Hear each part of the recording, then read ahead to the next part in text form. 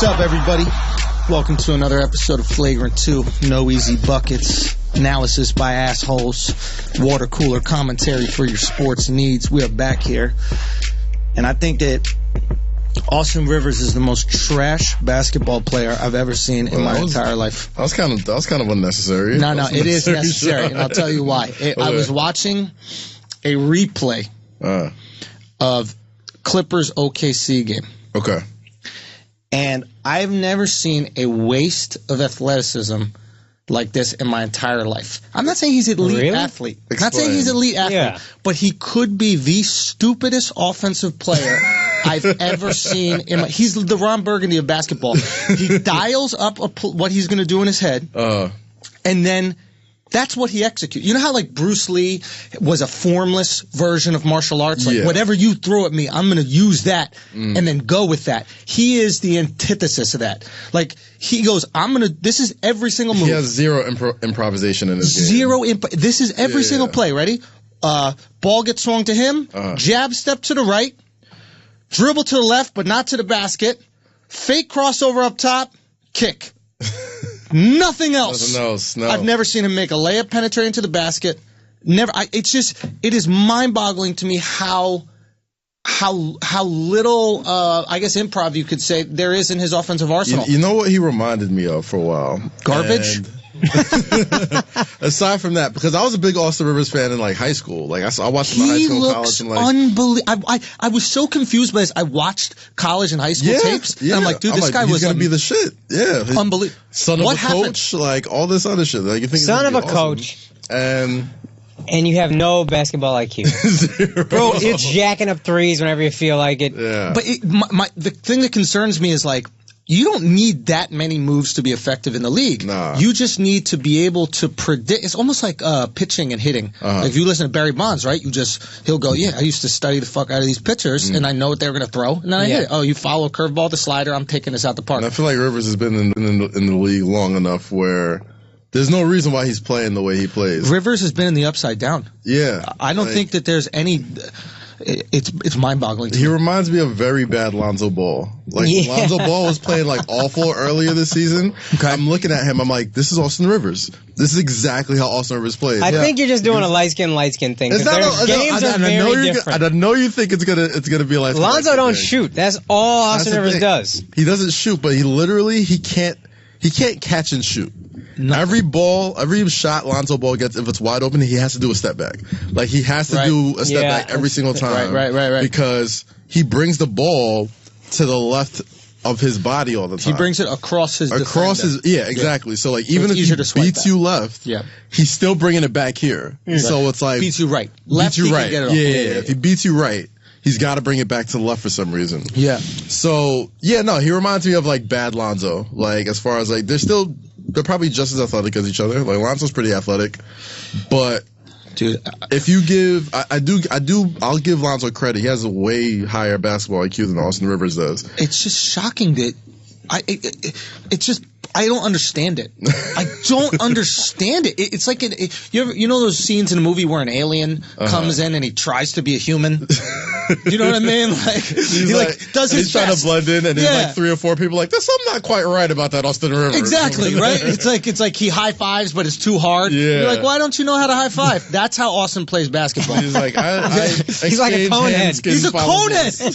He plays basketball like a conehead. It's like predetermined. Somebody's typing into his computer what he's going to do. You know what it is? He plays basketball like 2K. You know how you do the move and then it's executed? And then like you get mad at the controller like, I didn't say I did the move. I did the move. It's supposed to do it. You can see him talking to himself like it's 2K as he's walking back up the court. I didn't say in and out. I didn't do that. Why did it happen? No, that's whack. Ron Burgundy of basketball. Legitimately, and I'm not even saying this as a joke, he made me respect Doc Rivers as a coach less.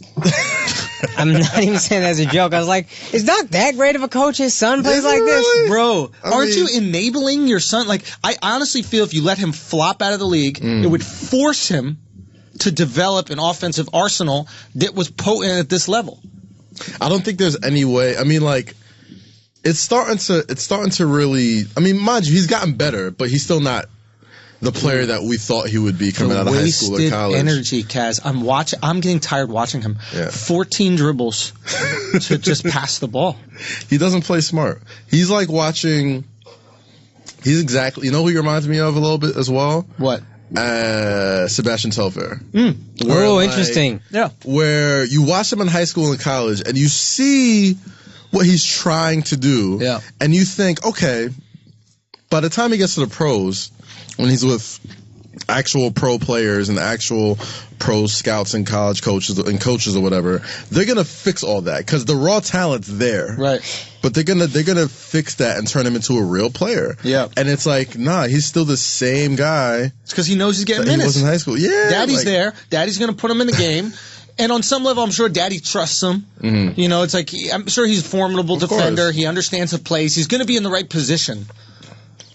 There's also a rumor that Doc Rivers' daughter, who is bad, by the way, she's a fox, absolutely, is impregnated by Paul George. So really? Doc Rivers. Well, I mean, I don't know if I heard she's out there jersey chasing. That's why. Why does she have the jersey chase? Though? I know she got jerseys. So is Doc. Got jerseys. Like this ain't your big break. Like your dad's probably gonna be a Hall of Fame coach. She learned that from her dad. Isn't that what Doc did as Clippers president? Just sign everybody that used to be good. Hey, Paul Pierce, come over. Probably. Yo, but real talk. That's why you know how Austin's always looking upset. Mm. Yeah, he's always looking depressed and shit like that.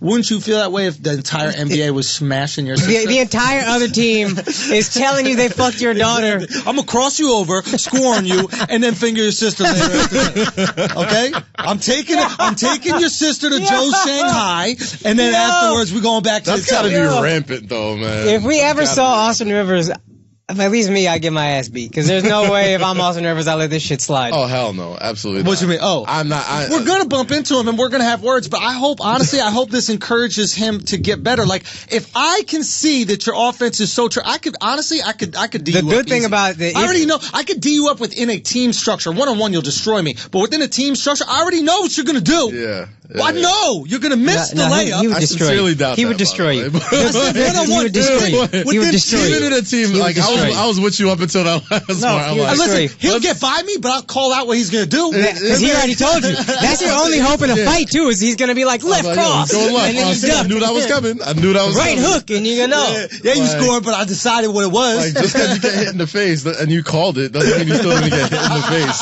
Like, you don't get extra points for that. But it is what it is, man. Left hook KO me. See, I called it, though. I called it. Anyway, whatever. I don't care if we started out with some negativity. It's just, I was just watching this game. You came in mad low energy. I know where you were going. No, because I was already, it was bubbling inside me. And the reason why is because I was watching this game and I'm watching Lou Williams, who has the most beautiful... Like, I get emotional talking about this guy. Dude, his game is so gorgeous. It's like, you know when you look at the Mona Lisa and you're like, what is the Mona Lisa thinking about? Lou Williams. Yeah. Lou Williams' touch. Like, nobody has a softer touch. Him and Jamal Crawford are in the same boat as me. But Jamal works hard. He does. And Lou is so effortless and everything is reactive. Mm-hmm. It's like water. Lou should do circumcisions. Just the way that he is so refined in his ability to like get a shot off with the minimal effort. I don't even see him sweat. I've never seen him go. It's just, and then how can that be on the same team with a garbage man of a basketball player? Awesome. I don't. Lou Williams is a guy I've known for a while. He was in my same high school class as So I watched him played against him a bunch of times in like AAU. And he was Iverson in high school. Like, he was the same height. Yeah. He put up massive numbers. You would always hear, like, through the grapevine, Lou Williams had like 54 last night or 40, whatever. And it's like, he has, and guys like him, like your Jamal Crawford, your like Nate Robinsons, I guess, but Nate Robinson makes it a little harder.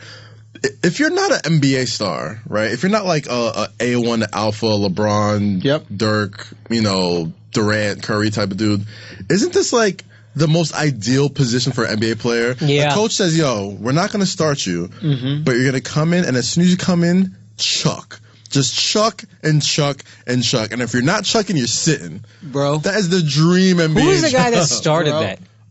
Michael Wave Johnson. Yeah. Vinny Johnson. Okay, word. Vinny Johnson? I would say Vinny Johnson was the first guy you're probably right. like, yo, just come off the bench and just give me buckets. But that feels like a newer thing to me. And my basketball knowledge it's probably newer. I mean, like, there was, who else? I remember Manu, the first guy that was like, you should start, but you're just going to come off the bench and you're going to win 6th man of the year every year. I guess, like, Rip Hamilton was one for a little while. J.R. Smith has been one. Gosh, who else? J.R. Smith. But the microwave role has become more important in NBA. But there's something about Lou's game, and I guess Jamal as well, but these guys are just professional scorers. Go out there and get buckets. Malik Monk is probably going to be another one. Malik could be. Comes in, just come and just chuck. Just chuck as soon as you can. It's just one of those things where, like, there's certain players that if they accepted this role, they could have incredible NBA careers. Well, you got to prove it first, though. I'm just saying, Melo, if Melo is nothing better than a 6-man.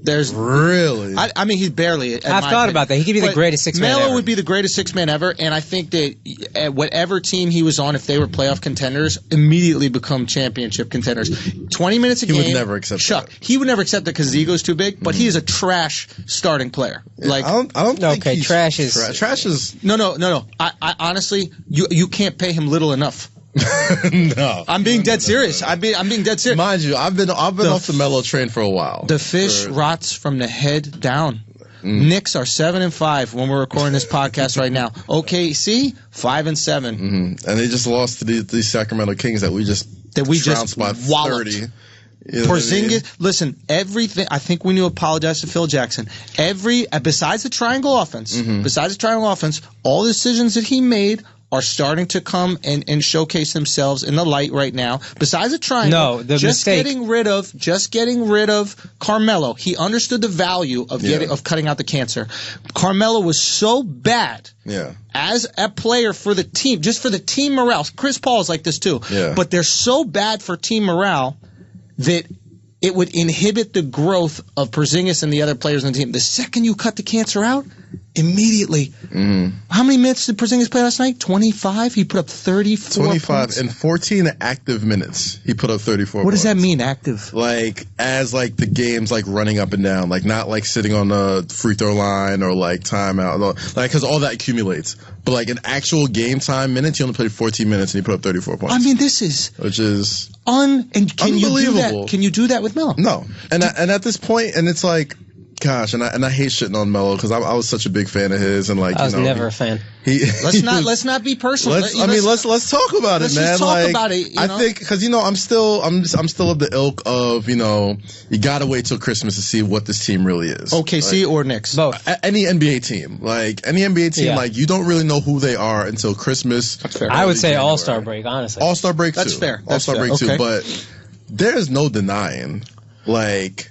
The culture is night and day without Melo on that team. I don't want to just put it just on Melo. I don't know if it's like, you got Jarrett Jack. You got a nice mix of veterans and young talent. You know what it is, Kaz. And they all love playing for each other. They all hustle for each other. Who did they not like playing for? Who did they not like hustling for? They were afraid when Melo was on the team. These players were afraid to shoot the ball. They were afraid. When I watched Garbage Time yesterday, yes, it's garbage time.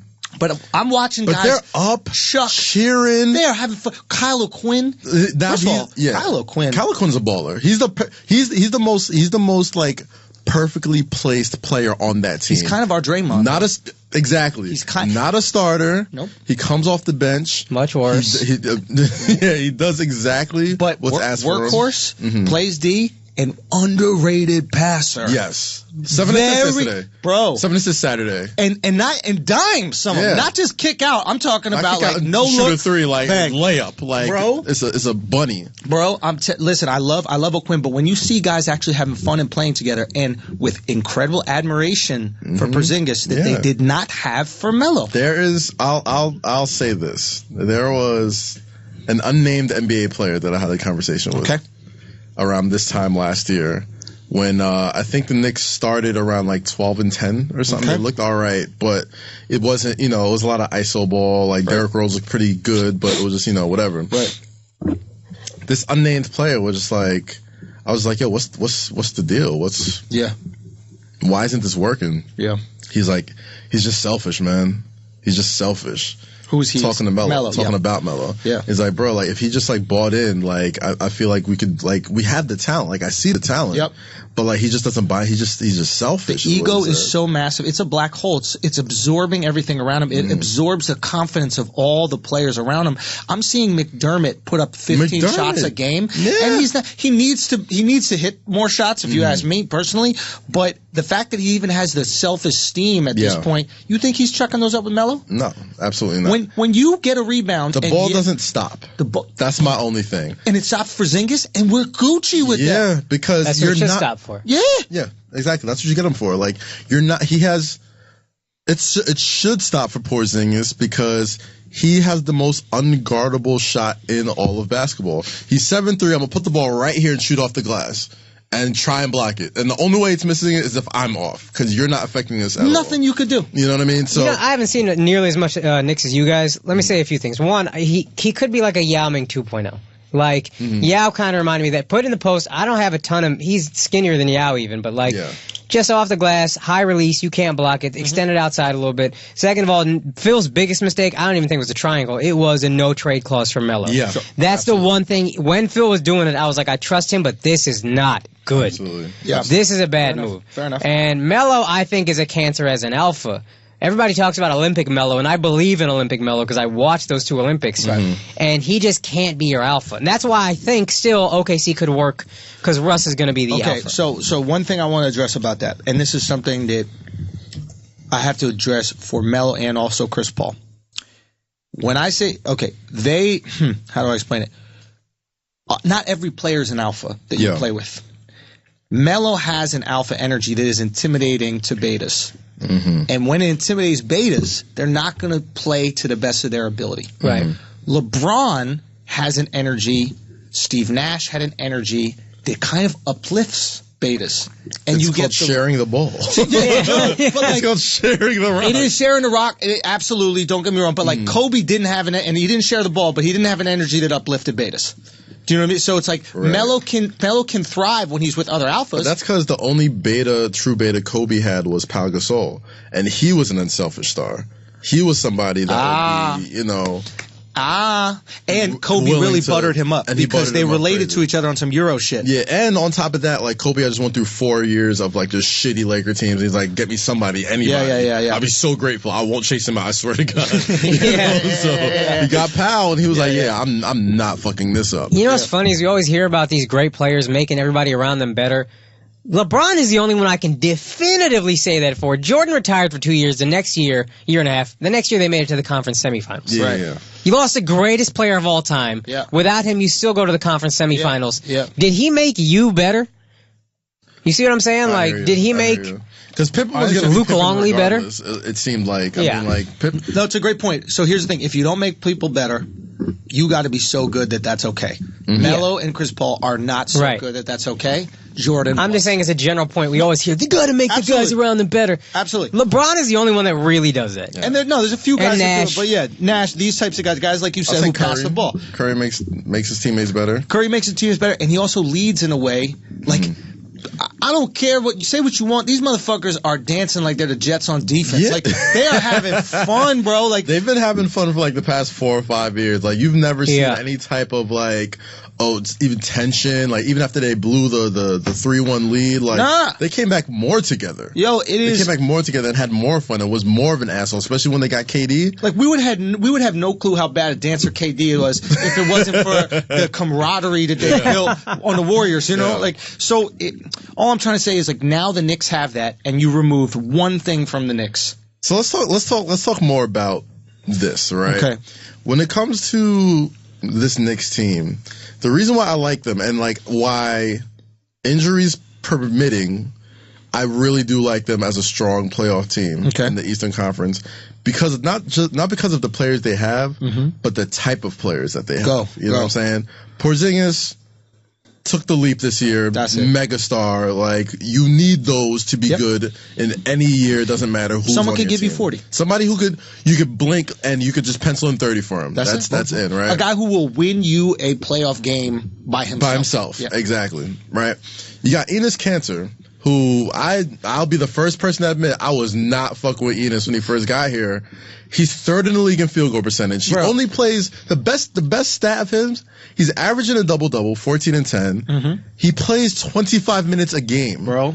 He's not even getting starter minutes. He's getting like good bench guy minutes. And hounding the boards. And bullying people. Yeah. And he's the perfect complement to Porzingis stretching the floor, right? Son, what real quick, not to cut you up, but I love what he said. He goes, just shoot. This is what he said to Porzingis. No ego. I'll get the rebound. And when you have a guy who just submits that way, when you have a guy that just goes, everyone else falls in line. Everyone else falls in line, man. And of course he got no ego. The man almost got detained on International One. Boys, I'm just happy to be in America. Do whatever the fuck you want. Call away to get sent back to Turkey. Yeah. And we got the quick route, too. 12 boards a game when you're going back to Erdogan, and he's going to handle you. You're a hop skipping away from Ellis Island, bro. We can send you out of here fast. You just better slowly fall moving closer to Turkey.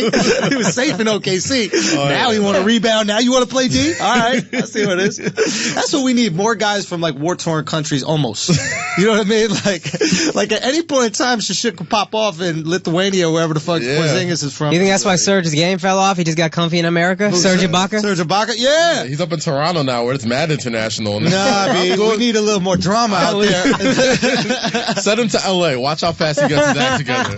Send him to the Knicks of Brooklyn. They'll be like, oh shit, all right. So keep going. The Knicks team. All right, so we got Courtney Lee, super underrated, who's always been criminally underrated in his NBA career. Cool. Right? Like 3-and-D, the prototypical 3-and-D dude, right? Oh, yeah. Tim Hardaway Jr., contract notwithstanding, he's a guy who, when he's hot, I don't know if he's a top 10 shooting guard, but he's a top shooting guard when he gets. I like Hardaway. He's put up 30 a couple times. Like when he's got it going, he doesn't lack confidence at all, which is what I like in my shooting guards, and he just puts them up. And the point guard position is as stable as it's ever been in my life as a Knick fan. Jarrett Jack, Frankie Smokes. That's all I need. All I need. I've always been a fan of, mind you, I'm a fan of these guys. Mm-hmm. I'm a fan of Currys and Westbrooks and Marburys and the Iversons and guys that could dance on you and do all this other shit. Outside of Stephen Curry, when do they actually get you wins? They don't. Maybe Kyrie now. Maybe Kyrie now. Maybe. But Kyrie will get you wins as even Steph and Kyrie will get you wins as scorers. They don't really get you wins as distributors. And I've had this point. If the game has changed where the point guard position is not what wins it for you. No. In the playoffs, you need guys who get you two. Everybody can handle now, man. You don't need a guy. They can all create offense. If you're a point guard, you could really only affect the ball. You can only affect the game defensively against one player. Yeah, that's true. Traditional point guards can't guard shit. That's true. So you need your 3s and 4s to be your best players. And you're a liability. And which is why I like the Knicks right now. I mean, God bless Jarrett Jack being like the prototypical veteran, I'm going to step in and, eventually this is all going to be yours, my son. Like on some Lion King shit. Like one day all of Pride Rock will be yours. What kind of damage do you see them doing in the playoffs? You say you see them as a playoff best team. Case scenario, they could win a playoff series, I think. So here's the thing. Who realistically right now in the East is washing the Knicks? Think about it like that. I'll put it like this. Who's good in the East? I think the Celtics are very good.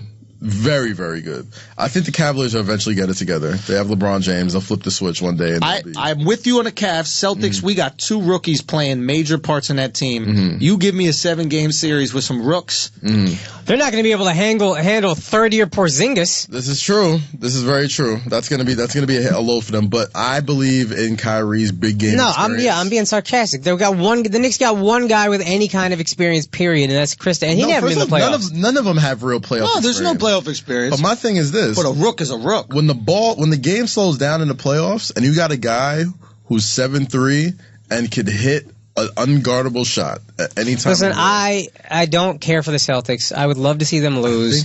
I think Bill Simmons is out here cucking, bragging about 8-game winning streaks. It's so fucking annoying. Jesus Christ, man. Yeah. It's November. I mean, they're good. Do people still listen to Bill Simmons? They're good. I think so. Yeah? I follow him on Twitter, but I have found him getting increasingly annoying the past few years. Yeah, I mean, the Celtics are, hey, listen. He's one of those guys that should have never left paper.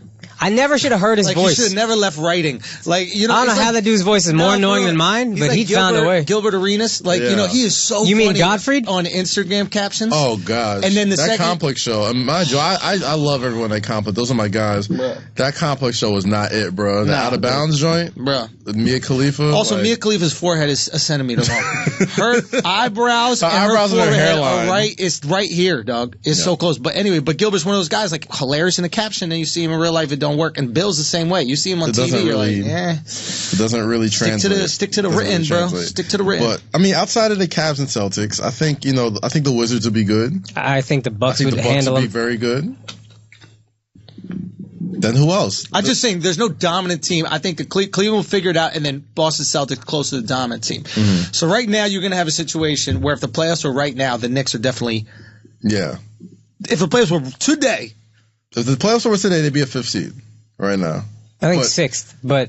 Whatever, but you know what I'm saying? Like, it's close. They could put up a fight in the first round, but this again, Knicks fans are so fucking impatient. None of you liked Kristaps when he was drafted. Andrew, I like Kristaps. You did not. I remember you did not. I didn't like Kristaps? No, you did not. I remember this. I remember telling you he was going to be good. Delete them shit. Everybody was mad we didn't get Moutier. And everybody was so happy they had Melo. And I didn't think he was going to be good. And then you were with me on this. Trading Melo was the best thing they could have possibly done. But New York fans chose Melo over Phil. In what fucking world should anyone do that? He signed Joakim Noah. It's a bad contract. Who cares? One bad contract in a year where there were 100 bad contracts. My thing is this. If Phil wasn't the problem, there should have been like at least 9 or 10 teams knocking down the door for Phil Jackson. But the media just dragged Phil. Oh, he's ruining. Look, he's alienating his teammates. Why aren't the other teams asking Phil to step in? Mm-hmm. I think there's some health issues with Phil.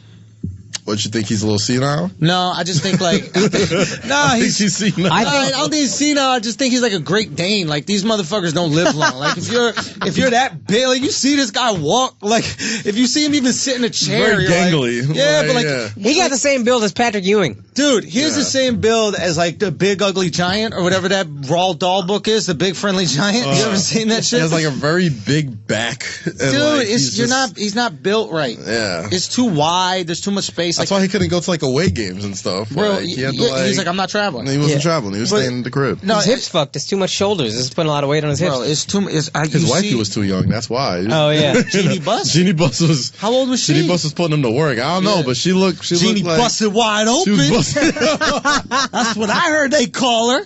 That's another thing. I think they broke up. That's when things went real south. Like once he, Now in 2 years, they're gonna start seeing Phil save the Knicks.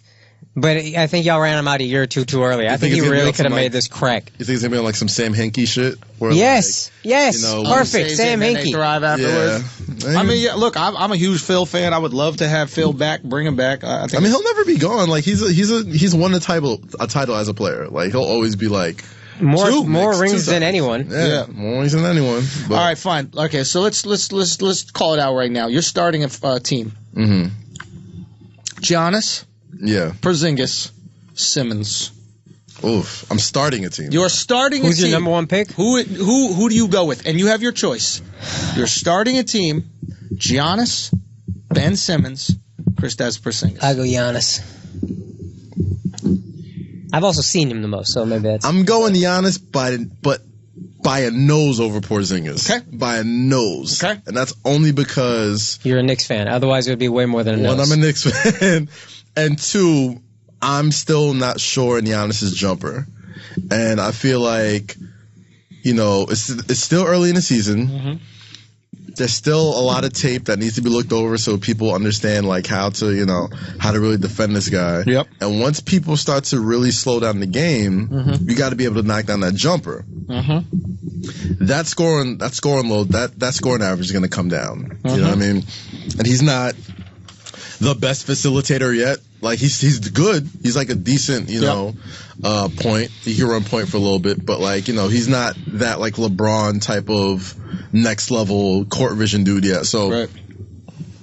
I say all that to say, even without all those tools, he's still dominating. Right. So I'll say Giannis by a nose. Okay.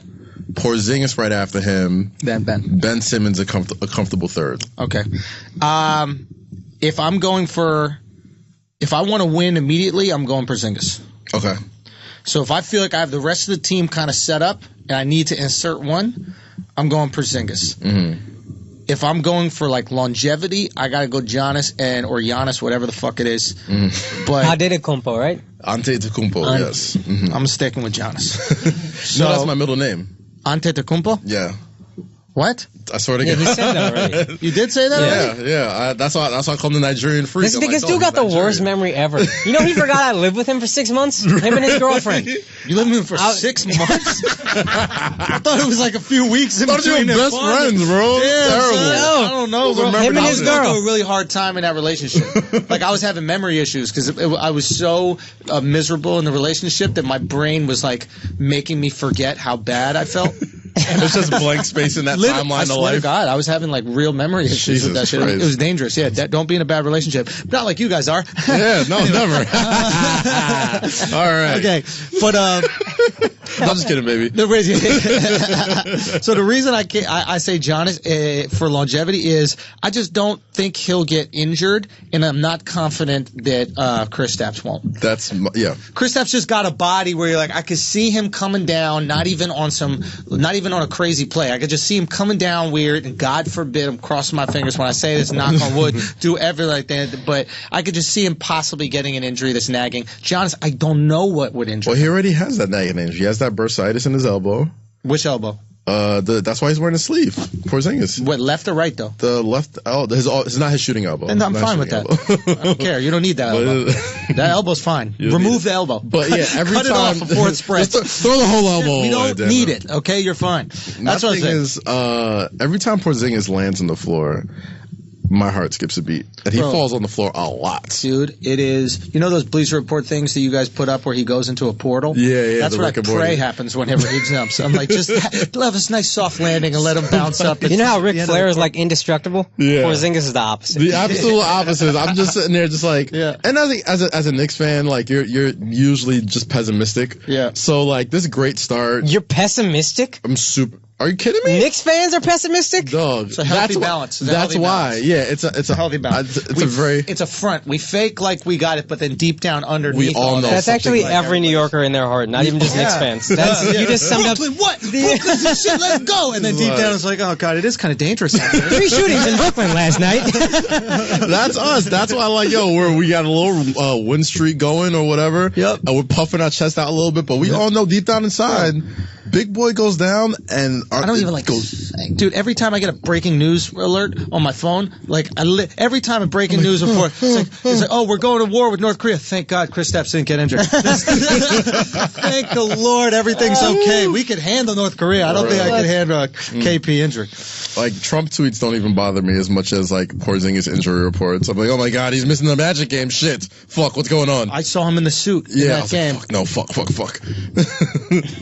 and then he comes out Saturday and has the easiest 34 points I've ever seen. I'm like, okay, thank God. All right, he's all right. Yeah, he's good. We're gonna be fine. Everything okay. I hate to keep going with Knicks talk, but we're just gonna, We did it. We're gonna keep going anyway. No, you gotta love. These are our babies. These are our babies. These are babies. And we protect our babies. So speaking of protecting our babies, go. LeBron James, man. Oh yeah. Kind of an unnecessary shot. I didn't think it was a shot. I read the quote. I didn't think it was a shot. Fam. Here's the thing. Fam. I didn't think Frankie Smokes is holding him to. I didn't think it was a shot at first, but then you have to take into account the messenger, right? Nobody in sports plays the media better than LeBron James. Okay. He is like, we always say he's got the beautiful mind thing where he doesn't forget shit and all of a sudden he knows he was playing the Knicks next. He knows that he had problems with Phil Jackson.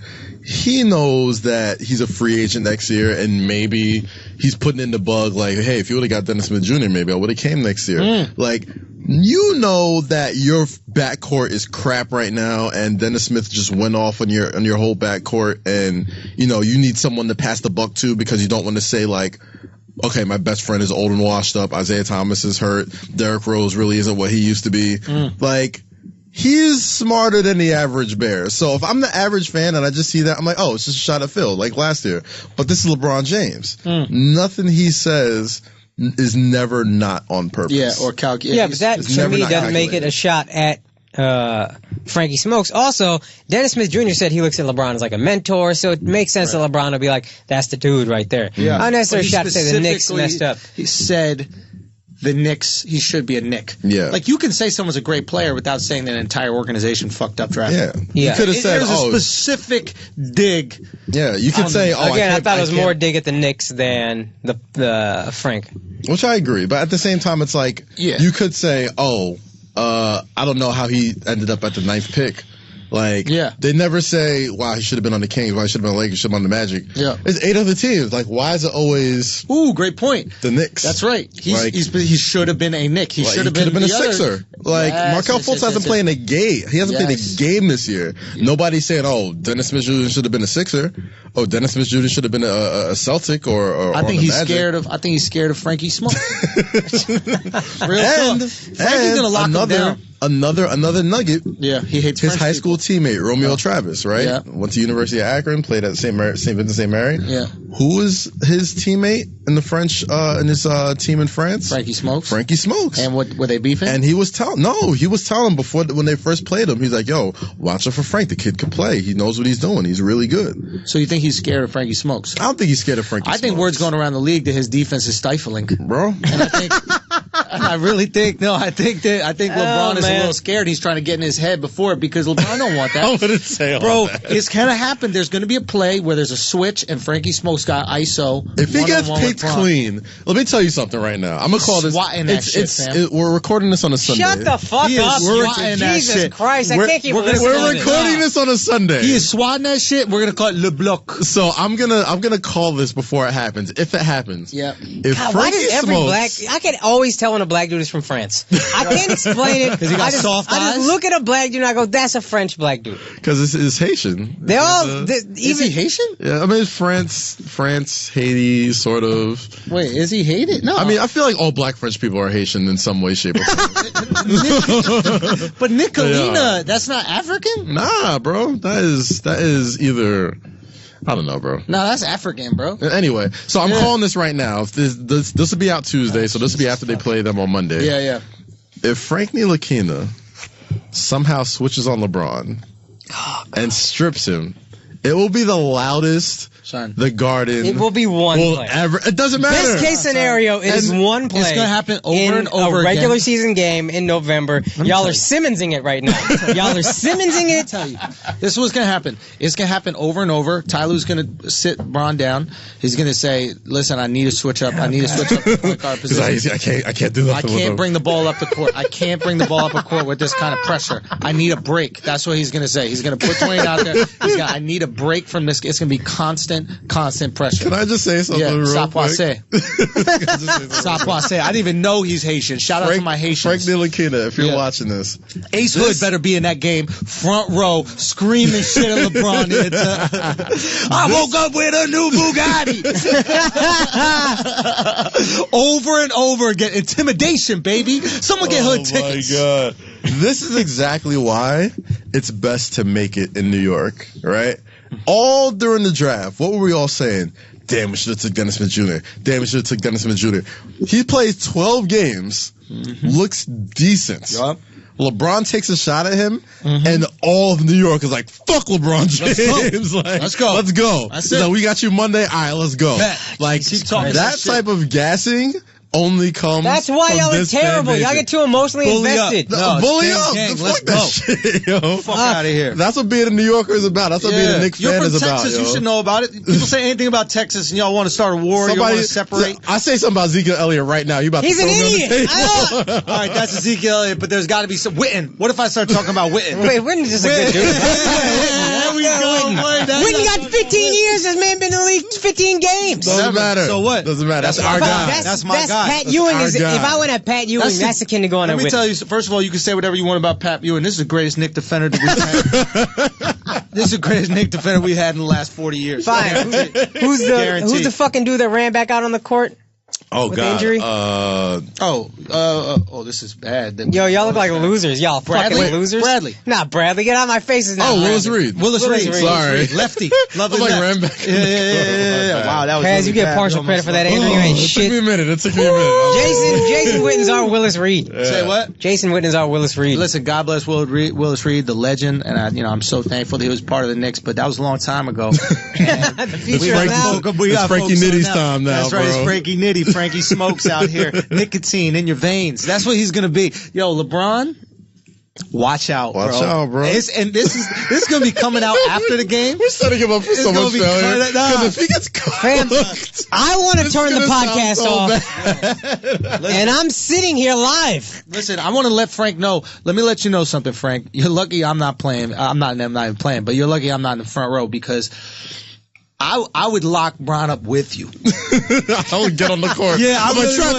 Exactly. Yo, trap D. And people are like, what is Schultz doing? It's like, yo, we got this, Frankie. Let's go. Who the fuck is gonna know who you are on the Knicks? Bro. What is Schultz doing? They're on a last name basis with you? Yo. Fuck out my face. dog. Hey, man. Willie Hernangomez is gonna be like, what's up? I'll be like, yo, Willie, shut the fuck up, yo. Sit your ass down. Get some more wax for your hair. They're just gonna think you're Jeff Hornacek's son. I don't give a fuck. They can think I am wherever the fuck I am, but I'm being serious. Listen, God bless Spike Lee, but you could have done a little bit more when Reggie was dropping all these points. Like there's a lot you could yell at somebody. You got a beer in your hand. You got to put a little spot right there, like, bro. Just drive him right to my spot, bro. Foul. Flip. Foul. I don't understand. Like you just foul. You can't give me courtside playoff seats. I will. If I could risk myself getting banned from the Garden listen. So you wouldn't do it. One shot. I'm gonna give up courtside seats. Yo, first off, you don't understand what if I block that Reggie Miller shot, I go wherever I want in this city.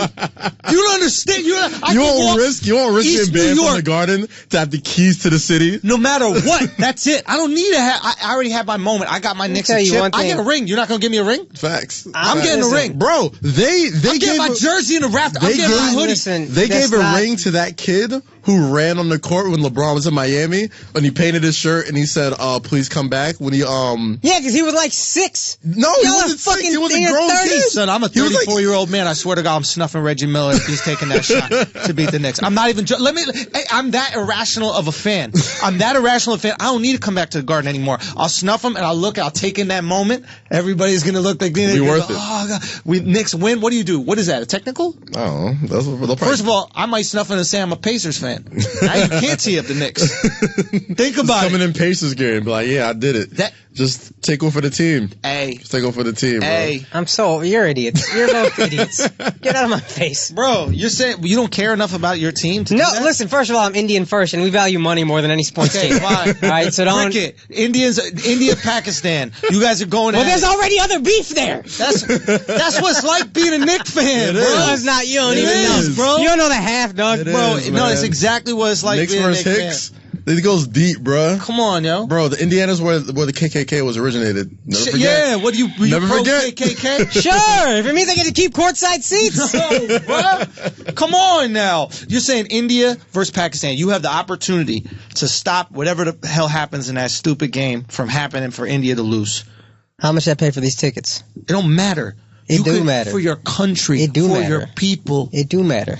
How much I pay for these tickets? $1,000. You didn't pay for them. You didn't pay for them. Free tickets. They're on the house. I would consider. It comes down. Thank you. Consider what? I would consider doing something. Yes, you would. Yes, you would. For the greater good. For the greater good, you wouldn't do it? What's the greater good? The greater good is India beats Pakistan. And there's peace on and earth. We've already done that. We got that World Cup 2 years ago. Two times ago. Nobody cares about that. Look, clearly you don't care about India as much as we care about the Knicks. Clearly, you've proven that today. This is. I'm actually quite ashamed of you, Akaash. I thought you would ride harder for your people. Man.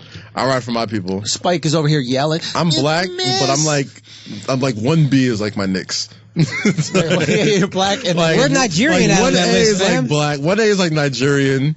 1B is like my Knicks fandom. That's right. Facts. I'm a Knicks fan. Like if Spike Lee and like King Sunny Ade was like in front of me, I'm like, I don't know who I got to punch first. I'm like, if I got to take one of them out, I'm like, yo, Spike, yo, I'm sorry, and I'll just punch Ade in the face. Like, we gotta go.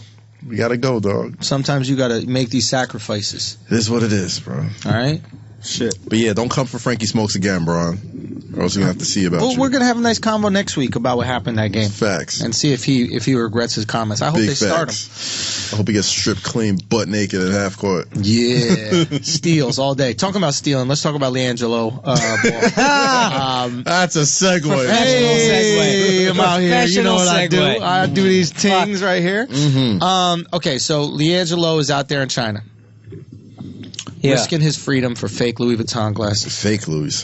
Well, actually, I don't know if they're real or fake, but I assume since it's in China, they're fake. But, it's kind of racist, by the way, but not really. That's where the fake shit made. I mean, yeah. They got but they have the real. A lot of real shit is made there too, but well, that's the funny thing is the real shit's made right next door. Yeah. The fake shit. Like the dude in the fake factory just goes to the real factory like, yo, what's the stitching? They're paying better here, so exactly. But it's probably like going like to high school. It's probably like the D League or the G League of like merchandising. It's like after you work your way up from making the bootleg shit, then they take you to the real store. You make the bootleg shit so good, they're like, nah, we need him. Yeah, he needs to get called up to the main roster. It's like when you're a hacker and then the FBI hires you to stop people from hacking. That's how it is. All right, so basically he's out there with some buddies and allegedly they steal some sunglasses at a Chinese Louis Vuitton store. Mm-hmm. That's not big balling. First of all, that is not big balling, dog. Facts. That is not big balling. I think they should lock his ass up for as long as the fuck that you lock people up for stealing. Absolutely. Really? Explain. 100%. Why? You're a representative of your country when you travel. Mm-hmm. You know, I've lived in other countries, and you have to treat those other countries with respect, and you have to understand that when you're going there, you can't have this cop-out mentality, which is if I get in trouble, I'm just going to call the United States of America, and then they're going to bail me out. Respect the law of the land, and the laws of the land change. You know, if you go to the Philippines, you know for a fact they catch you with drugs. Oh, it's a wrap. It's a wrap. So what do you do when you're out there? You don't fucking have no drugs. We were in Singapore doing shows. We didn't do shit. We didn't spit on the street. No, I didn't do nothing. Yeah. You're not doing shit. You got to respect the laws of the land. And I don't know why you would think that. Well, I mean, I'm sure he doesn't think that he's allowed to steal. I have a feeling that he wasn't the one who stole. I have a feeling that he might have been with some buddies and they did. There's not three people that steal one pair of sunglasses. Exactly. And I think they're living by the bro code right now. Like, yo, we're all just gonna go there. Fuck that, fam. If it comes down to prison in China or my friendship with Schulz, snitch. If he stole, I'm snitching. It was him. Get that finger. As you should, though. Not for nothing. He was looking at 3 to 10 years in China. Yeah. Chinese prison. First of all, fuck that shit. Honestly, it could be good preparation because China's the only place he's going to be able to play professional basketball. So maybe he could stay in prison there for 3 years, learn the language. Wouldn't that be a phenomenal story, though? Bro, he goes from prisoner to superstar in China. He got the language the new down. Stephon Marbury. The new Steph, the new Jimmer. Big Baller Brand East. Yo! LeVar, call me. I'm telling you. It could happen. This is really all part of LeVar's plan. Maybe it is. Yo. And Donald Trump just happened to be there at the same time. I don't know. Tinfoil hat. Hold on. Let me think about it. This is true. This is all about the expansion of Big Baller Brand. He's going Big Baller East. What does every big sneaker company... Where else besides the United States are every big sneaker company huge in? Like you called it. China. Yeah, remember when Steph, you said he dropped 40 because he wanted to spread that Under Armour love? Exactly. Under Armour had to get big overseas. You go to China. It's a preseason game. You're not taking it easy stuff. Drop 40 in these new Currys. Wow. Every offseason, Nike sends their signature athlete for some big, like LeBron camp or some Kobe camp, or Adidas will send like, I don't know, who's their big Adidas guy? Like James Harden for like some big Chinese camp. Like maybe bro, like fucking LaMelo Ball was just out there. LaMelo Ball was just out doing there that reality show. Doing the sneaker release. Maybe this is all part of the plan, dog. Wow, bro. I Make LiAngelo Ball become the biggest star in China. Because they know he's not going to be a star here. Go away. Put in your 4 years at UCLA. Yeah. Come back as the conquering hero. Sign to the Shanghai Sharks. I really hope it's that, and he's not just suffering from middle child syndrome. He's not the Chloe. Yeah, he's really cloning it up right now. Definitely the Chloe. He just wants attention from dad so bad he's stealing sunglasses from Chinese Louis Vuitton. Come on, bro. For you. To LeVar's credit, though, he's shut the fuck up. He hasn't said anything. What was he gonna say? Well, he's not doing. He might try to say some obnoxious shit, whatever. But that's the thing about LeVar. Like, he'll say that obnoxious shit here in America because he knows that we're not gonna do nothing. Yeah. Chinese don't fuck around, dog. Yeah. That's no. Say some shit like my son can steal whatever he wants. Did you think LeVar whipped his ass when he got to China? Say what? You think LeVar whipped his ass when he got to China? Ooh, that's a good question. I think he put hands on him. You think so? I think he slapped him or punched him. He had to. He had to give him a good slap. LeVar looked like he ain't afraid to scrap nobody. Yeah. He got the build of like, I can fight and I'm down. All of his kids fall in line when LeVar's talking. LeVar could say I eat babies. Yeah. And LaMelo, LiAngelo, and Lonzo will just be like, well, that's just my dad. Bro, there's a reason. He cracked that whip. He knew. I'll bet my pinky toe. As soon as he got to China, he took off his belt. He was like, well, as soon as you said you thought it was just gonna be house arrest, like nah. Whipped his ass. He had to get an ass whooping. If you're not a good dad if you don't whip your son's ass for starting an international incident. Yeah. I think the least you deserve is an ass whooping. Nigerian son. Right there. Okay, so why do we never hear about LiAngelo? Here's the thing: LiAngelo's not a terrible basketball player. I've seen him shoot, and he is the best looking shot of any Ball brother. Yeah. He seems. I mean, from the little clips I've seen, he seems like he's a good scorer, effective player. He averaged like 30-something a game. Mind you, it was Chino Hills, so they just ran up and down, and him and his brother shot a million times a game. But at the same time, UCLA, you don't just moonwalk into UCLA. Right. Like, you got to be some type of hooper to get there. And on top of that, it's like maybe his steadiness is what a pro team wants. Like, maybe he's the one who becomes like. Maybe he's not the superstar that LaMelo is or Lonzo could be. Right. But LiAngelo could probably be like a Doug McDermott. Yeah. Who's just a solid pro. Right. You know what I mean? Rip Hamilton. Rip Hamilton. Something like that. He lost a ton of weight. Mm-hmm. You know what I mean? He's looking like he's getting up there now a little bit. Like, he can shoot the hell out the ball. Yeah. He can, who knows?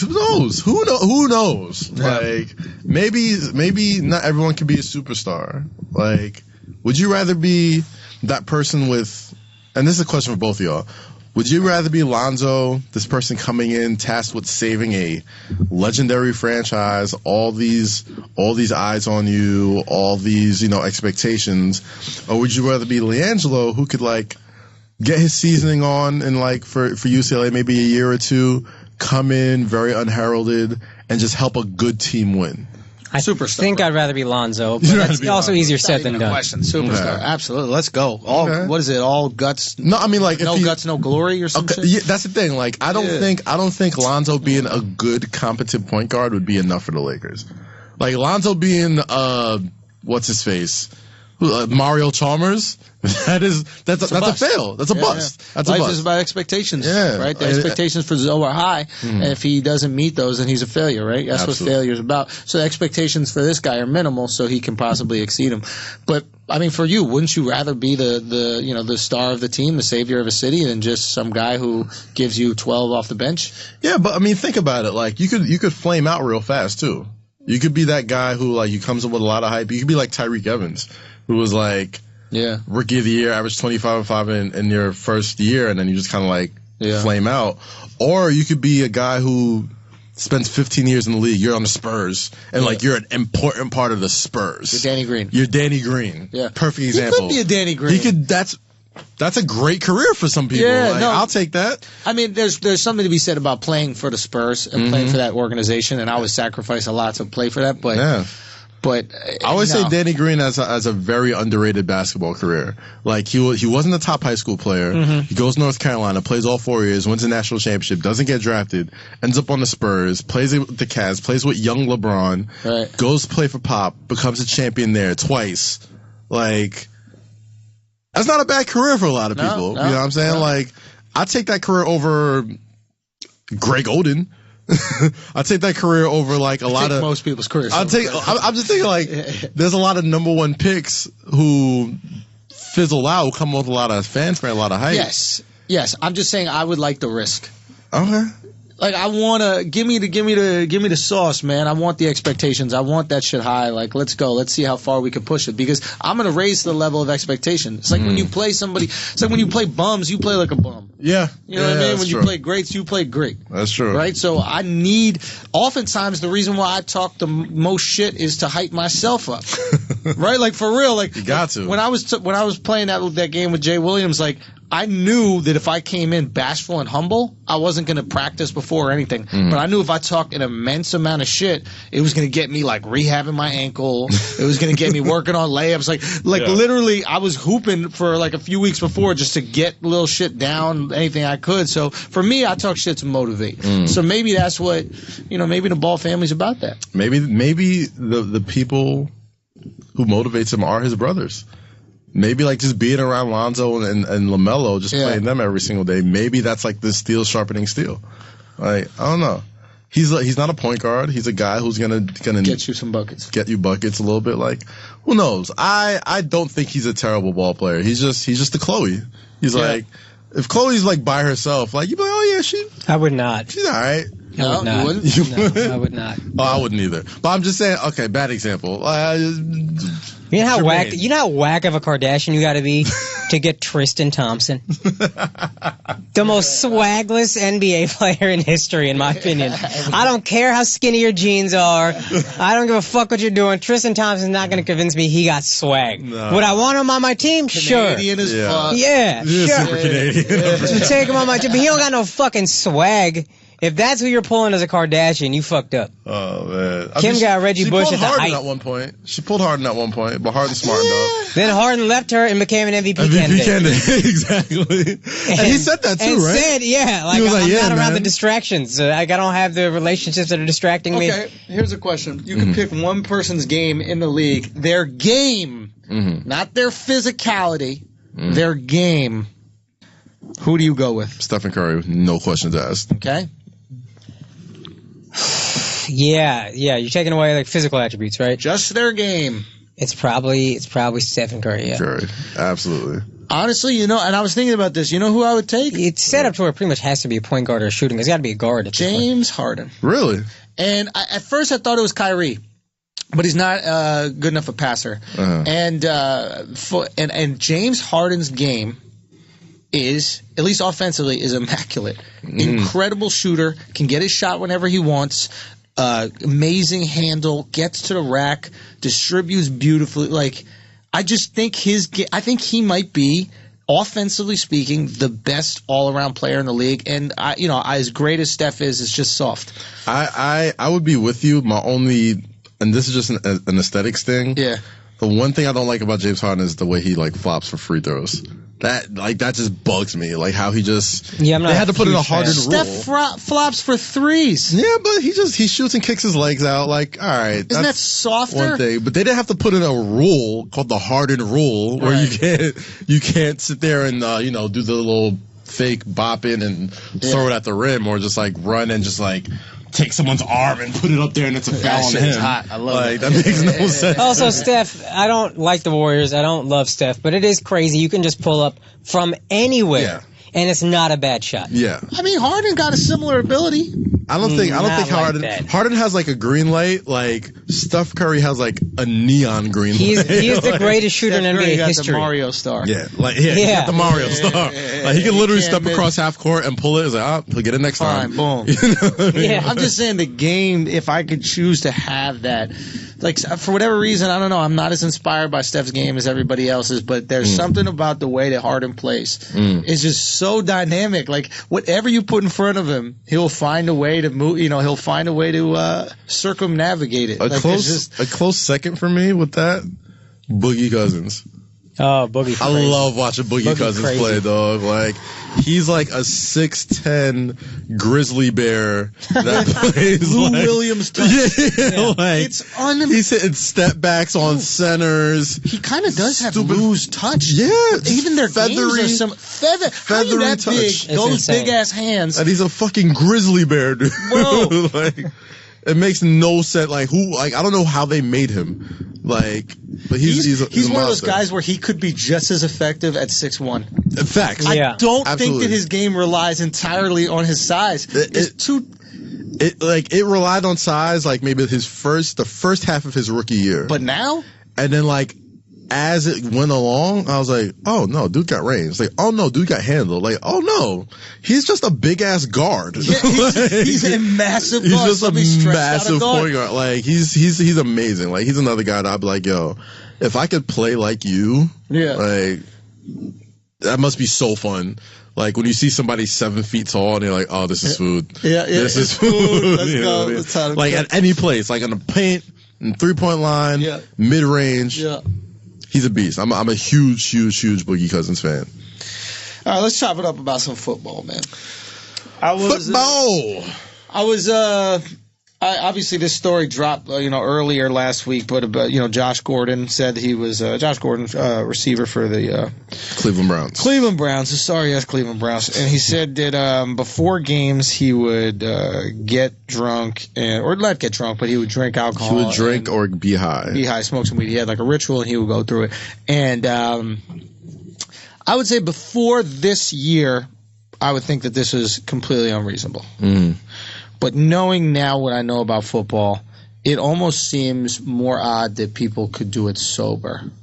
Mm. Like when people go skydiving or something like that, they're like, I just need to get drunk before I do this. Or they say it often about stand-up comedy, like, I'm so scared to do that. I want to get a couple shots in me so I could get on stage. Loosen up. And it's like, if you know for a fact that there are people out there trying to concuss you and change your life and your family's life forever. That's funny. And you don't have a shot of Henny before you go onto the field. Like, it's almost mind-boggling that people can do this without substances. Oh, it's a different type of human being that is a football player. Mm. You're wired completely differently. Yeah. People say that about stand-ups, too. We're wired differently. Pro athletes, but definitely NFL players are just different. Bro. Yeah, like, they're just different. And I think he should have got, like, more awards for that. Yeah. Dog, he's incredible. He was incredible. And to be fucking drunk and disoriented every game and still be that good is insane. God, hey, Josh, you're just so loose up there. How do you keep it loose? I've had Josh Gordon on many a fantasy team, and he's won me tons of leagues. And there's not a lot of, you got to be a freak to get away with, like, not being precise as a route runner, as a receiver, and stuff like that. Like, Randy Moss can do it. Dez, people say, isn't the best route runner. He's pretty good. It's a lot of precision required in being a wide receiver. Yeah. To be good as a wide receiver and you're drunk and high every game, holy fuck, the level of talent. It's Boogie Cousins-like. Yeah. I don't know why teams weren't banging down their door to sign him once they heard that story. I'm like, wait, you were cooking us while you were high and drunk? Sign here. Here, take. Right now. Are you kidding me? You let the Browns? So I'm really curious to see, because in my childhood, again, football is king in Texas. So I kept up with football. Y'all keep up with basketball. Yeah. And anytime somebody stepped away from the game for a year, like these quarterbacks who would go try to play baseball out of college because you make more money quickly. Yeah. And then they try to come back to football. It always fell apart. Cowboys signed 2 people like that. One was, I think... I know who you're talking about. He Drew Henson by the Yankees. Yeah, Drew Henson, I think was his name. He was going to be the number 1 pick overall. Stepped away, went to the Yankees for a couple years, came back to the Cowboys, was no good. Trash. You can't do it with football. So I'm curious to see if Josh Gordon, because he was that good a couple years ago, can do it. I'm really curious to see. How long has he been out? Over a year. I want to say closer to 2 years. He was kicked out the league for a year.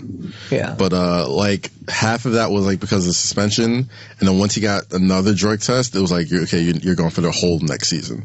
So it was technically a year, but he was really gone for almost 2. Damn, bro. Yeah. Cowboys got a defensive end like that, Randy Gregory, and I'm also curious to see how he comes back. But drunk and high before every game is so fucking crazy. I'm curious to see if he can come back. And who was throwing him the ball? You don't even know who the Browns quarterback was. Johnny Manziel was good for half a year, maybe. Was it Derek Anderson? Fucking... The old dude. What was it? Bernie Kosar? Who the fuck knows? Who the fuck knows? Do you guys remember using Bernie Kosar in Madden? Oh, gosh. Molasses. With Turbo, it was molasses. Oh, he had the weirdest release. That little sidearm release? Yeah, the sidearm release. But in Madden, the video game, he ran so. That's the cruelest thing you could do. Yeah, that's the cruelest thing you do in like video. And I don't like when video games do this. When like they put like classic teams, like the 58 Knicks or like the 76 LA Rams. Like anybody wants to play with slow ass fucking like anybody wants to play with slow ass Bob Cousy with his one right hand dribble. Right, that's it. I want to play with the players Phil Jackson coached. I don't want to play with Phil Jackson. Exactly. Fuck out of here. Well, that's cruel as hell. I'm like, your son probably looks up to you and shit. It's like, hey, I'm in a video game. It's like, oh wow, that's awesome. And you're playing with like your grandson. Speed like, 34. I fucking suck. You know, it's like, Dad, you fucking suck. How come you told me you're not in the Hall of Fame? You're not as good as Russell Westbrook, or you're not even as Mike Conley. Are you kidding me? That's the cruelest thing you can do. Stop putting old teams in video games. It's just mean. Yeah, but what if that's all we got? That's true. They could probably use the residuals. Yeah, we just need that, man. There's some of us who are suffering out here. We need a. You know what? They'll never take the memories. They'll never take the memories. Like I tried playing with like Walt Frazier in the Knicks. I tried playing with Clyde, getting his shit punched by like. Now, if you go with the Knicks, like you gotta John go with Stockton. You gotta go with Bernard. Bernard King, yeah. Bernard King was like. No, he was saucing on dudes. Yeah, I heard it was insane before his knee injury. Before his knee injury, he was. But also before he came to the Knicks, he basically came to the Knicks to win. I think he was with the Bullets, right? And he was just saucing on dudes. Like this was like one of the first guys that was really doing like almost street moves out there. Right. And he was like, "Yo, I want to win some championships. Let's make it happen." Came to my Knicks. And got then, one. and On one leg. On one leg, too. God bless. Shout out to the Knicks. But more football, man. Like, yes, there's some big stories out there. Yeah. All right, so Josh Gordon was drunk and high, and now he's going to make a comeback in the league, and the Browns are still going to suck. And maybe you're just doing drugs so you can tolerate being fucked. You know how the Browns have, like, that guy named Joe Thomas? He's, like, their center. You know what I mean? Offensive tackle. He's never missed a game. He's a center, I thought. Oh, I guess he's a center. He's a center, yeah. And he's never missed. He just missed one, but he never missed a game. And he's been playing for the team for the last how many? Gosh, I think like since 2000. He's been playing for an absurd long. amount of time, and they just made him the highest paid offensive lineman in the history of the game. They just signed him to a contract. Wow. And part of me is like, maybe he's the problem. If there's one consistent thing on your horrible team, right? Why do you reward it? Well, their first overall pick ever was Tim Couch or whatever the fuck his name was. So I think they've had problems from jump. Yeah, don't pick people with names that describe where they should be sitting. Okay, listen. All that was a bar. That was good. You know how it is. All right, you know what Nick Kalina means? Shut down LeBron in Haitian. That's what it means. Okay, sapoise. Watch, he's not Haitian at all. We're gonna get mail from Sierra Leone like, here's one of us. Fucking terrible. Okay, so but football. So Jerry Jones. Yeah. Let's talk Akaash, our resident cowboy aficionado. All right, so take us there. So Zeke Elliott got suspended for, to be honest, there's an article at it's called Dallas Magazine, but they're clueless. They call it D Magazine, which is just a really unfortunate name. You don't read D Magazine? D Magazine, right? Yeah. Yo, really? It's called that? It's called D Magazine. Wow. But anyway, I was curious. What are all the ads? Like shake weights? Shake weights, whatever. Fleshlight, that's what I was looking for. I couldn't think of the name. But this lady wrote an article in the magazine. She was saying, like, she really read the whole deposition of the Ezekiel Elliott case. She was a family law attorney in a suburb of Columbus. She was a huge Ohio State fan, went to Ohio State, met Zeke, loved him. He was so nice, gave her a huge hug. And then she's like, after reading this case, I wish I could take that hug back, because in my history doing this, I've realized that there are a lot of women who are liars and unscrupulous people that still got abused. And there are a lot of men who were the worst abusers, who were incredibly charming, smile when they meet you, warm. And she said, after reading this case, it reads consistent with the fact that Zeke was one of those types of guys. So just out of curiosity, can you be a great running back without being abusive? Emmitt Smith, I think, was not abusive. Emmitt Smith, matter of fact, did his single thing, lived his life, has had the same wife since he got married toward the end of his career. What, 17, 18 years ago? Still with the same lady, 4 kids. Okay. Shout out to Emmitt Smith. He's a G. There's always outliers, but let's Adrian think Peterson of the ones. Beat his kids. Adrian Peterson beat his kids. OJ carved up his wife and her boyfriend. Ray Rice, obviously, left hook. So obviously hooked off. Who else? Who else do we have? running backs. Great running. Zeke, yeah. Right? Who else? Great running backs. Let's just throw out great running backs. Well, Chris Johnson, CJ2K. He was pretty good. LaDainian Tomlinson. Didn't CJ2K get shot or something Walter like that? Payton. I think so. Something happened with him. Walter Payton might have done some foul shit that people found out about later, but I don't know what he did. Walter Payton? I think he just cheated a lot. I don't know. There's a book. I like the good old days where the scandals were just like you cheat on your wife. I know, right? It's like, what happened to that? Right, it's like, he's got like 50 girlfriends. Like, jeez, thank God. He didn't murder anybody. They carved them into a turkey. But here's what I honestly wonder. If the NFLPA knew this, but because they keep appealing, this suspension has been going on for a year. It's been really annoying for me. Just suspend him. I don't give a fuck. You'd rather have him for the late stretch, right? Yes, exactly. But I almost wonder if they keep appealing because they know if you piss off Jerry Jones is the most powerful owner in the NFL for good reason. Facts. He's the guy that instituted the salary cap when NFL owners didn't want to do that, which saved them a ton of money. Right. Or he was like the main guy leading the charge. Right. He was the main guy that was like, the NFL used to just re-up their contracts with CBS every year. And they were like, yeah, the money's cool, we're fine. And Jerry was like, yeah, the money's cool. It could probably be much cooler. Let's see what these other networks are talking about. So they went to Fox. Now every time a contract is up, the bids are crazy. Mm-hmm. Jerry made the NFL a fucking powerhouse. More than anybody, probably. So he's the guy that if he says, I want Roger Goodell out, it's not necessarily going to happen, but he has a better chance than anybody else. So here's the question. Him or Kraft, and I think Jerry's even more powerful. What is the argument for keeping Goodell?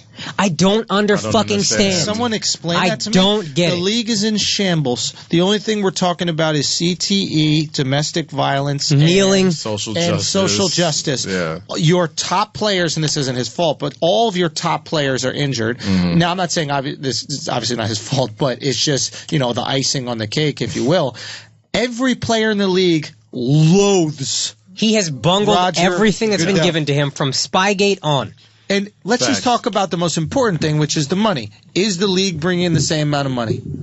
Not this year. For the first time, though, this year. Is it your job to bring, as the president, to make sure the league brings in money? Exactly. Yes. Doing it.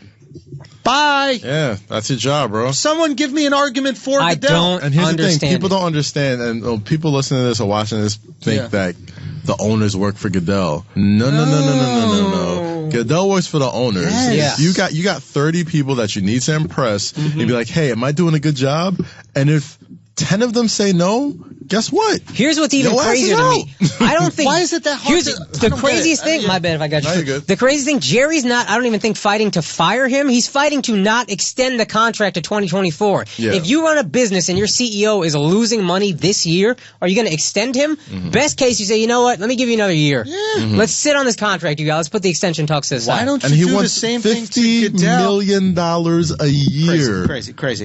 I mean, but just think about it. Why don't you do the same thing to Goodell that you do for the players in the NFL? Yeah. Which is make them produce before you sign the contract. You want some guaranteed shit when all these motherfuckers are getting injured? That's a great point. That's a great point. That is a ballsy thing to ask for. He's literally in a meeting like, no, I want my money guaranteed. No shit. Yeah, we all do. Nice? Prove to me that you could deliver. Tell that to Odell Beckham. Tell that to Richard Sherman. Tell that to all these people. That's why people hate Kiss you. my ass. You know what he could do to get on the player side? What? He could say, I don't want guaranteed contract. He could say, if the league is doing well, why don't you pay me? And if not, then kick it. Pay me by the year. Exactly. And then players would be like, oh shit, he's one of to us. That if Goodell cared about what the players thought about, but he don't give a fuck because he knows that they're going to be security guards at Tau within 3 years, so he don't give a fuck whatsoever. Yeah. I mean, let's be honest. Yeah. You know what I mean? Yeah. What is it? 90% of the NFL is a security guard at a nightclub within 2 years. That's a real stat. No, I guarantee that's a stat. You didn't just make it. No, but there's like 2/3 are broke within 5 years of playing or something like that. There's that documentary. Yeah. But yeah, I was thinking about what you said about Sterling. Like, what has Sterling done? Sterling came in, and his first move was Adam Silver. Sorry, his first move was Donald Sterling is out. Mm-hmm. He had a controversy. He completely took the player's side. I'm going to be on the side of social justice, of right, of the players. Sure. Get rid of this guy forever for something that I thought was it was a little crazy what he said, but I didn't think you'll lose a franchise for that. But he came in and let motherfuckers know right off jump, this is who I am. That's how you could tell how racism is prevalent in the Indian community. You say some shit in a private conversation? No, it's true. No, he was being racist in private. Of course. It's like if you can't trust your side chick with this conversation, I'm saying, who can you trust? Who can a billionaire trust? If I can't trust my side hoes, I'm losing my franchise for this. He got a nice severance package. He should have lost his franchise 20 years ago. Yeah. 20 years ago, he should have lost his franchise. That's a good. And it wasn't even like. That's what I say. Like, can we talk? Like, he wasn't even like super racist with it. No, he said, please don't go to games and take pictures with the fucking Lakers do. Yeah, it's like, if, I don't care if you party with them. I don't give a fuck what you do. I don't care if you fuck them. I'm like, you gonna fuck them? I don't care. Just don't bring just don't be taking selfies with Magic on my the Clippers team. Let's keep it very real. You guys have girlfriends right now. Yeah. Yes, I do. And I know you're proud. Is there a girlfriend in history that hasn't said the words, why do you need to take pics with them? All the time. All the time. Is there a girlfriend in the world that said, I mean, you were wild. I was wild. The true story. Kaz up on Instagram. So Kaz put some shit, he had a video of you were doing Henny Palooza in D.C. And I'm watching through his videos. Kaz lived a great life, right? Yeah. So I'm watching his videos and all of a sudden there's this badass dark-skinned chick in a fucking, like a tight-ass shorts, stocking shorts, and then a bra. And he takes a video of her and the DJ, and then he puts hashtag faithful boys or some shit like that. Yo, my dude. I just hit him up. I go, my dude. Like, that's not gonna work. I hit him up. I go, ain't gonna work, dog. I know what you preemptive striking, bro. I know what you're doing here. I gotta make my ducks align in a row. Because I already know the convo that's gonna happen. I know what's gonna happen. She'd go, so what was up with that girl in the DJ booth? He goes, but baby, I put hashtag faithful boys. She saw right through that faithful boys shit. Get the fuck out of here. Hey. It worked though. Yeah, barely. You did walk in here calm. I definitely did have to FaceTime her right after the bar. You had to prove you're alone. Show me your room. Baby, show me your friend's room. You'll pass out right in the couch, baby. I swear. I don't even know what this had to do with what we were talking about. I don't know. Goodell, somewhere we went here. Sterling in the side every girl says don't take a picture with Shorty. Why do you have to take pictures with them? Every girlfriend is saying that. So he was just acting like a girlfriend. Yeah, just don't do that no more. But Silver came out right away, and I remember they were making fun of him on PTI because he wouldn't really punish players. Like, his punishments were always mad soft. Right. I think he might have just been building goodwill. And now he doesn't have to do much. Everybody already loves him. He seems so good. Goodell came in, I'm going to suspend every motherfucker. I'm the enforcer. Yeah. All his suspensions were stupid. Yeah. Ray Rice got 2 games for knocking a bitch out with a video he saw. And then he was just like, nah, I didn't see it. Yeah. No, it wasn't me. He said he never saw the video. But in fact, he actually of course he saw the video. Ray Rice and his wife now said we talked to him, told him everything that happened. He gave us 2 games. Wow. And then he stood behind. Oh, I didn't know. He's a monster. He shouldn't play in this league anymore. He's a sucker, bro. Goodell gotta go, bro. He's a sucker, man. All right, so Goodell goes. Who do you pick to save the NFL, to run the NFL? You know what someone suggested once? I thought it was a great suggestion. The only time I've seen an online forum produce anything useful, Condoleezza Rice. Really? She knows sports from a PR perspective in a league where all these players think you're a bunch of old racist white dudes. You get a African-American female to be the commissioner. Think of the goodwill that creates on its own. You're going to start talking to your wife different. You know what I mean? You're going to start that disciplinary action a very different way. NFL commissioner. I'm not a huge Condoleezza Rice fan. I don't know anything about her. She's on the college football playoff selection committee or whatever. Really? Yeah. She was in the Bush administration. Oh, I know her as like a politician, but like I don't know what her politics really are. That's an intriguing pick. That's an intriguing pick. You think a bunch of old white billionaires are going to be like, yeah, we want that girl.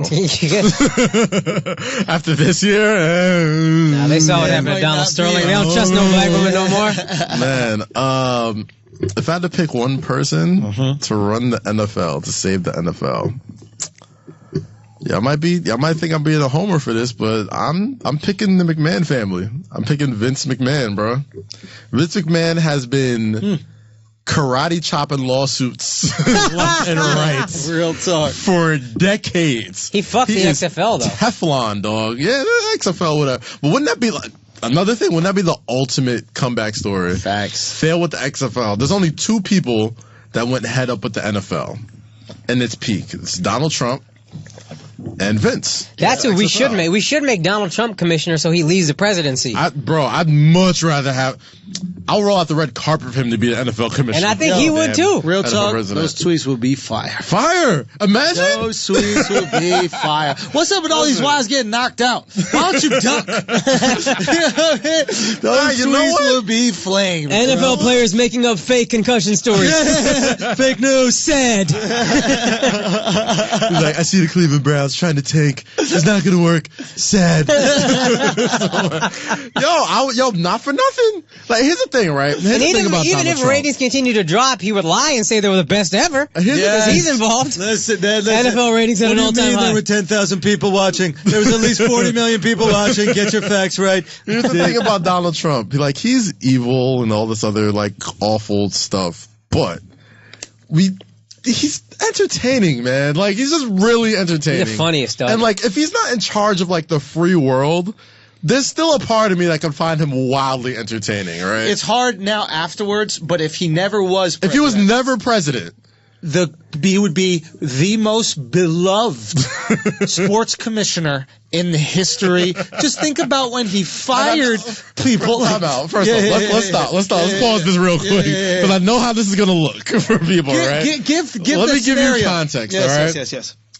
The president thing never happened. Right? Yes, that's what we're saying. This is fresh off of The Apprentice. This is only like Trump Apprentice. This is Trump in rap songs. This is Apprentice. Trump, like he's name dropped on Mac Miller songs. Like that's the Donald Trump we're talking about. Not this fucking Hitler alike that is now in charge, right?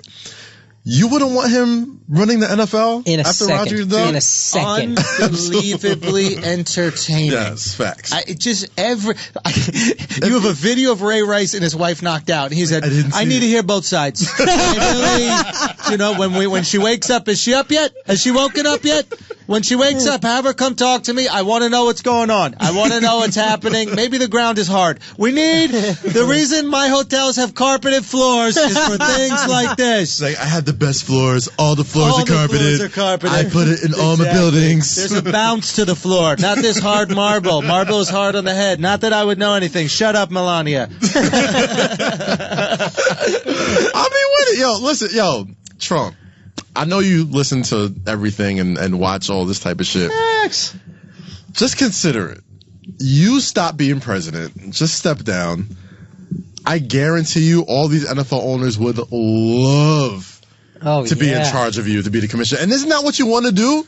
Isn't what this whole beef with the NFL is? Because the USFL, they didn't let you play. They didn't let you own the team. Bills, I think, wouldn't let him buy the team. So you started your own league. I think the Bills also blocked a bid for him to buy the team. No, he blocked a bid, I think, for Bon Jovi. Yes, to buy the Bills on some payback shit. Wow. Or some petty stuff. That's what I'm hearing. But maybe that's rumors. But I think this is a fair trade, dude. What if they deserve each other? Think about it. 2020. Oh yeah. 2020. We say you could run again, or you could take Roger Goodell's position. Like, isn't that there is no two entities that deserve each other more. I'm telling you. Than Donald Trump and the NFL. It would save the NFL. It would save the world. Are you kidding me? It would save the world. Deflategate. Kim Jong-il will be like, oh, thank God. We good. I want to go through every major controversy with Trump at the helm and set up Goodell. Deflategate. All right, so Deflategate. Okay. Yeah.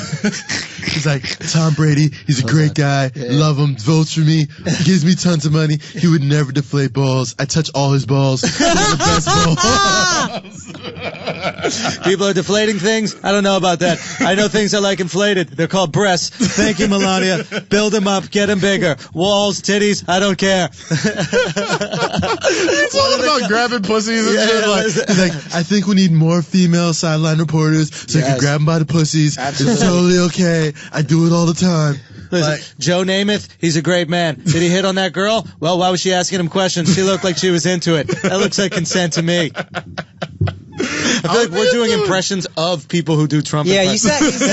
you almost sounded like JFK at the end of that. Nothing like Trump. Kaz wasn't bad. Kaz has been studying more than me. I've been studying. I've been waiting to whip out my Trump for a while, man. I've been waiting. But. Listen, these players have great hands. Like me, I'm not going to open them anymore. Oh, man. He's like, don't I have the biggest hands? I went to Odell Beckham. He said I had the largest hands. Exactly. It'll work, man. I think it'll be the most, like, there's probably... Like, you ever watch Back to the Future? Mm-hmm. Where, like, you don't if you change one thing, it changes the entire world. Yep. I feel like there's one owner who told Donald Trump he can't own an NFL team, and he was like, you'll pay for that. And, like, that one moment just changed the... Like, if somebody would have just let him own a team. Butterfly effect shit. Yeah, but some butterfly effect shit. Like, and that's the thing. I forgot who said it. I think Michael Che said it in his stand-up. What did he say? It was like... You know, the only reason why this whole thing has went this far is because we were just all so mean to him.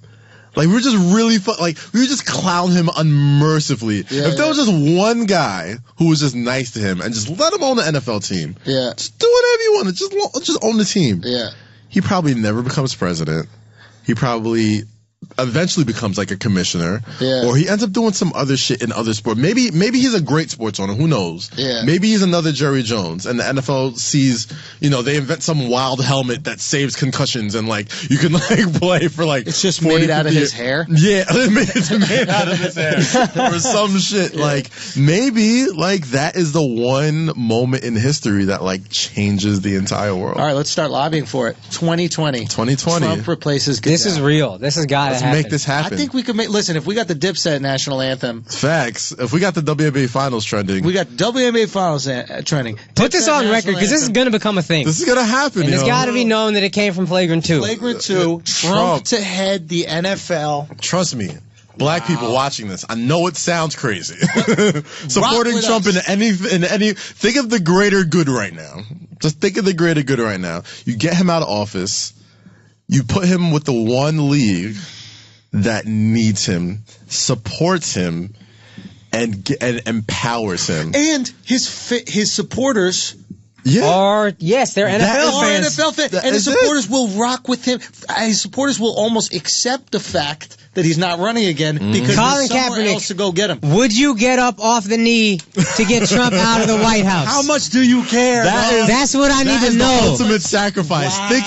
Think of it, black people. This is the way to save the world. Wow. We need to get Donald Trump to be the commissioner of the NFL. Yes. And think about it. He's not really in charge.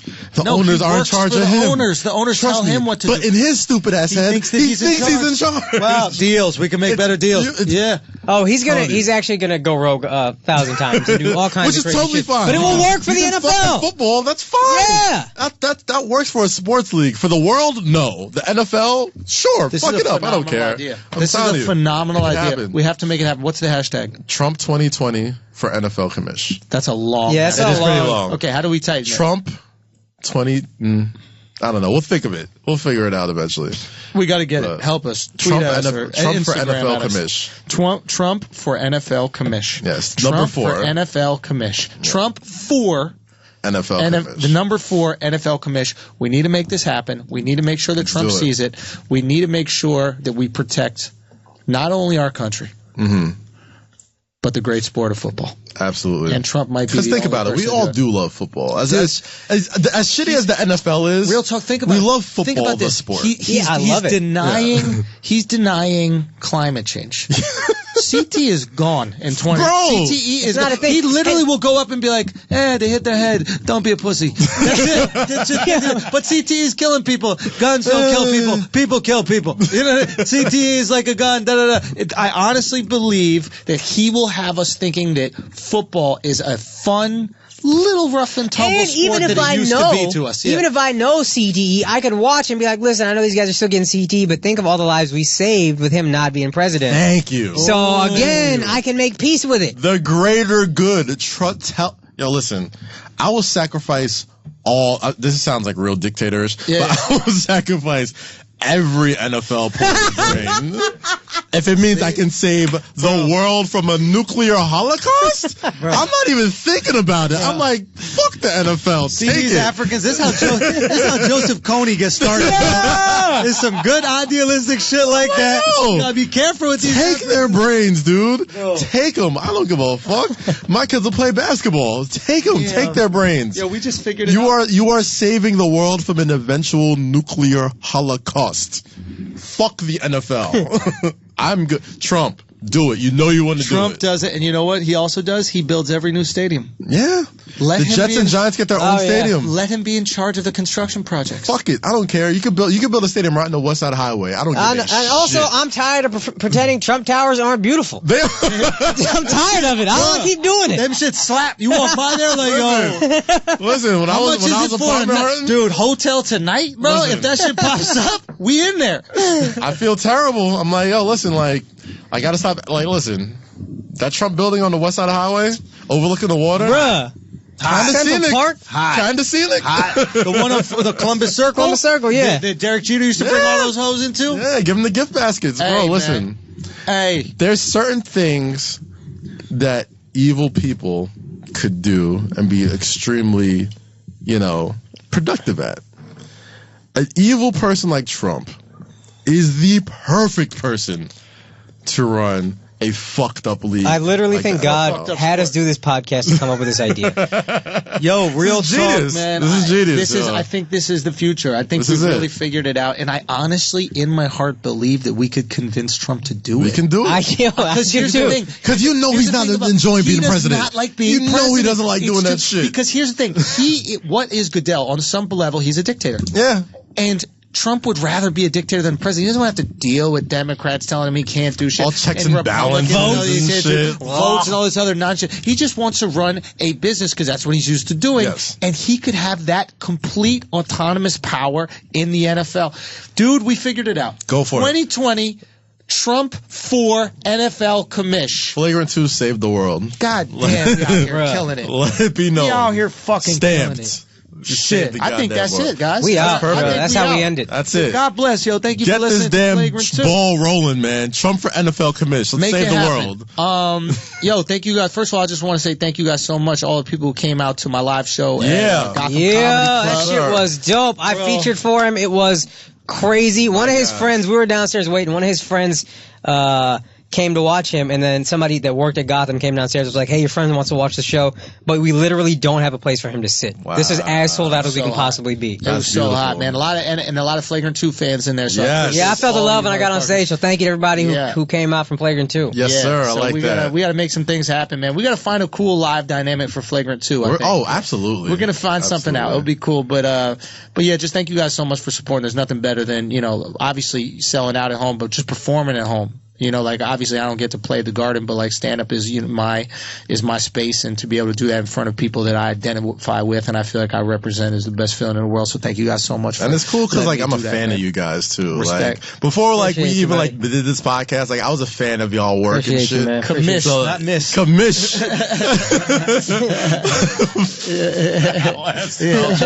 I appreciate the eagerness. He went for it too. Yeah, Alex. Shout out to Alex who does all our video. He had the video ready on deck, about to put on the screen, and misspelled the fuck out of it. Just let it rock. Just play it. Just let it rock now. Yeah. Commiss? He put commiss, M-I-S-S, and you commissed with that one. Shout out to Tanya Vasquez, whoever that is. That's a shorty, son. That's shorty? Hey, I see your work. I see your work. Shout out to Faithful Boys, though. Faithful Boys out here. Let's go. There Kaz goes trying to get a fight with his girl again. Kaz stayed in a fight with her. Yo, we were almost out of the podcast good. It's like that last scene of Casino, where Robert De Niro got away with the crime. He had to go back to the hotel. That was you. You were about to go home and your girl's going to be like, great podcast this week. You didn't fuck up. No. Right at the last minute. Casino or Heat? I think it was Heat, right? Heat, my bad. Heat. Yeah, the last scene of Heat. Yeah. That's right. The last scene of Heat. But yeah, like I was saying, I'm a fan of you guys' work and shit. Likewise, man. likewise. I love stand up. I'm a fan of it. So like seeing you guys sell out and put in work and do all that type of shit, man, it's just really awesome to like be a part of all this together and see it continue to grow. So appreciate you, man. Do some things, man. So shout out anything else that you guys got coming up. Yes, sir, man. This weekend, Hennypalooza, Los Angeles. Ooh. We are. Oh, how long are you gonna be there? Sir. Oh, damn. I'll be there from Friday to Sunday, I think. Wait a minute. What day is it today? Today is Sunday. Sunday. Oh, next weekend. Next Sunday. Yes, this weekend coming up. Okay. Hennypalooza, LA. Our second biggest Hennypalooza of the year on the West Coast. Right. It's gonna be crazy. Everybody coming out there. Shout out to LA Leakers and Mecca Austin, the whole crew. Listen to me, Satori Radio, every Monday through Friday from 10 p.m. to 2 a.m. Check out No Script on Bleacher Report on Facebook Watch every Thursday, and keep supporting Flagrant too. Oh shit, my bad. Just one thing I just remembered. My new show on Hulu's coming out this November 16th, right? So get that free trial, and if you don't, continue after, that's on Hulu. You know what I mean? Like, it's my job to bring you there. It's their job to keep you there. So, but get that free month trial. Watch it. It's a 7-episode series called There's Johnny. The episode's like 22 minutes. Classic. It's a dramedy. It gets some real hardship. It's about when Johnny Carson, who's the greatest late night show host in the history of late night, moved the Tonight Show from New York to LA in 1972, and it's wild, it's fun, and I think it's really funny. And there's a scene that I'm sure that a lot of you guys will be texting me about and tweeting me about and Instagramming and making memes about. So watch it. I can't wait. Yeah, watch it. I'm gonna get some comments from friends like, whoa, dog, whoa. So we'll see. Yeah, check it out. And that'd be amazing. And then if you want to come up to my stand-up shows, I got a bunch coming up, so go to theandrewschultz.com to get that. Check out the American Daisies podcast. We're still doing our new season. And today, hopefully y'all came out, is the show at Caroline's, so I'll let y'all know next week if y'all are shit or not. Oh shit, my bad. I forgot to mention the Restaurant Podcast on the MLW Network. We're putting out 3 episodes this week in honor of Survivor Series coming up. Go check out the last podcast we just did with Ric Flair, especially if you saw the 30 for 30. It was really dope. We'll get it next time. Yeah. And and please support that as well. Please. Yeah, please do that. Also, if you listen to Westerbros, man, we did a Stranger Things recap, and we put the first one on the Brilliant Idiots feed, but the second part is available on the Westerbros feed along with the first part. So make sure you sign up to the Westerbros podcast. It's on iTunes, Spotify, all the different podcast apps, SoundCloud that you have. Go check that. It's also on YouTube. Huge shout out to Alex, who does all our video stuff here. You can check out Alex at Alex Media with 2 X's, ALEXX Media, and that's on Instagram. And keep on getting on his ass. If he fucks up, shit all over him, so we're not rewarding the bullshit, and if he does a great job